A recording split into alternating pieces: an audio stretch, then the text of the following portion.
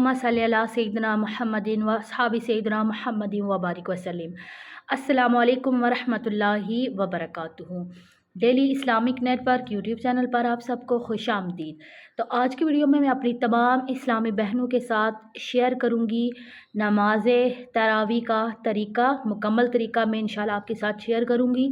नियत कैसे करते हैं और किस वक्त में हमें तरावी अदा करनी चाहिए, स्टेप बाय स्टेप इंशाल्लाह मुकम्मल तरीका।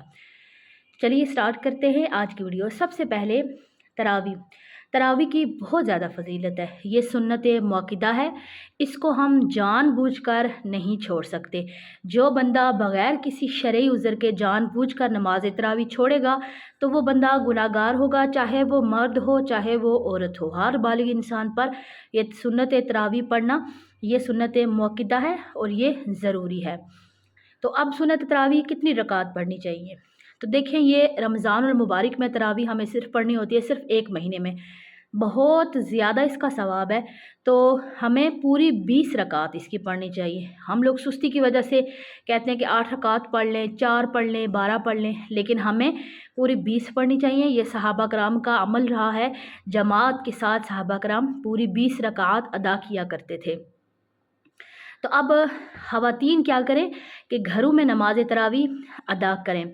सबसे पहले कि इसका वक्त कौन सा है। नमाज तरावी का वक्त शुरू होता है जब इशा की अज़ान होती है, उसके बाद से लेकर रमज़ान का चाँद नज़र आ जाए, उसके बाद जो रात होगी, मगरिब के बाद इशा की नमाज के फ़र्ज़ के बाद आपने 4 सुन्नत पढ़ी, जो गैर मुअक्कदा है वो 4 फ़र्ज़ पढ़े इशा के, फिर उसके बाद 2 सुन्नत पढ़े, 2 नफल पढ़ के उसके बाद तरावी का टाइम स्टार्ट हो जाएगा। आप 2-2 करके 20 रकात पढ़ सकती हैं। 20 रकात मुकम्मल करने के बाद 3 वितर वाजिब, उसके बाद 2 नफल और फिर आपकी इशा की नमाज और तरावी कंप्लीट हो गई। अब 2 रकत नमाज सुन्नत तरावी की नियत कैसे करेंगे? ऐसे करेंगे, खड़े होकर जाए नमाज पे हाथ बिल्कुल सीधे नीचे करके, जैसे कि आपको तस्वीर में नज़र आ रहा है।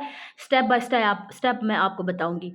मैंने नियत की 2 रकत नमाज सुन्नत तरावी की वास्ते अल्लाह ताला के मुँह मेरा खाना काबा शरीफ अल्लाहु अकबर।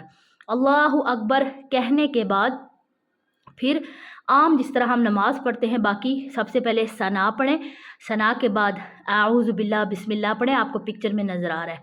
उसके बाद आप सूरह फातिहा पढ़ें, सूरह फातिहा, और उसके बाद कोई भी सूरत आप पढ़ लें, कोई भी जो आपको अच्छे से सूरतें आती है, कुरान पाक का जो भी हिस्सा आसानी से आता है वो पढ़ लें। अगर नहीं कोई आती तो फिर ऐसा करें कि सूरह इखलास ही बार बार पढ़ सकते हैं। जैसे आपने सूरह इखलास पढ़ी, उसके बाद रुकू किया, सुबहान रब्बियल अज़ीम तस्बीह 3 मरतबा, उसके बाद फिर समी अल्लाहु लिमन हमिदा रब्बाना लकल हम्द, उसके बाद अल्लाहु अकबर पहला सजदा सुबहान रब्बियल आला 3 मरतबा, उसके बाद फिर बैठ जाएंगे अल्लाहु अकबर कहकर, उसके बाद दूसरा सजदा सुबहान रब्बियल आला 3 मरतबा। माशाल्लाह आपकी 1 रकत कंप्लीट हो गई।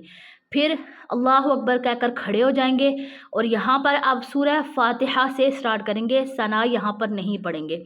सूरह फातिहा से स्टार्ट किया, सूरह फातिहा पढ़ा, उसके बाद फिर कोई भी सूरत जैसे सूरह इखलास वो पढ़ी, और बाकी जिस तरह पूरी नमाज मैंने पहली रकत बताई बिल्कुल इसी तरह पढ़ेंगे जिस तरह आम नमाज हम पढ़ते हैं।